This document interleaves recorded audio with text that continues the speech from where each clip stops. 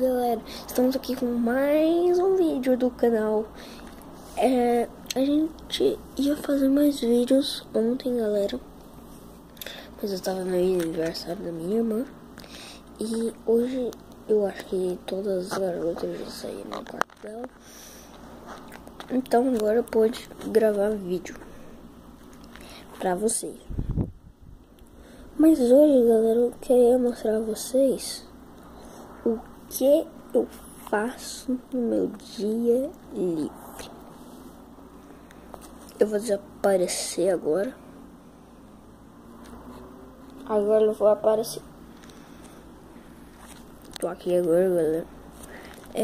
Então não teve vídeo ontem, né? E eu ainda tô de férias, não. Eu ainda tô viajando, galera. E eu não vou poder fazer muito vídeo. Eu vou mostrar minhas nerfs pra vocês agora. Cadê? Tem essa aqui, ó. Pequena. Ela é muito boa, galera. A mira dela, ela não acerta tão longe, mas é boazinha. Olha só.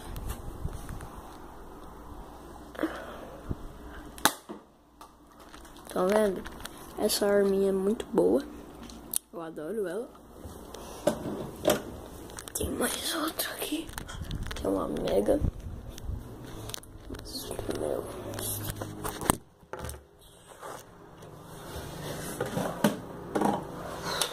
Essa aqui.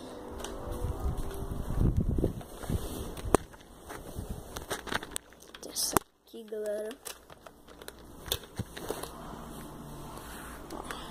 Essa daqui, ela é boa também.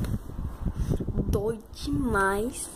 Quanto mais longe a pessoa que você quer mirar, dói muito mais a distância. É de distância dela. E tem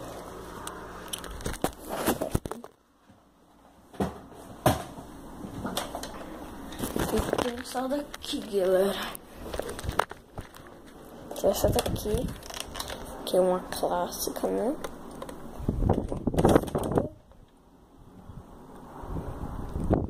Essa foi a primeira Nerf que eu comprei. E foi bem legalzinho. Ó, o meu chapéu na festa da minha irmã. E eu não sei muito. Tinha uma gatinha lá, mano. Só tinha uma da minha idade. Eu tinha um iPhone.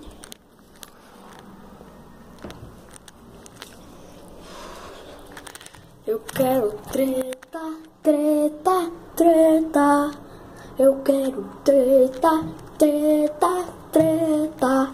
Eu quero treta, treta, treta. Galera, eu ganhei meu ovo de Páscoa, né? De um amigo meu, de Star Wars.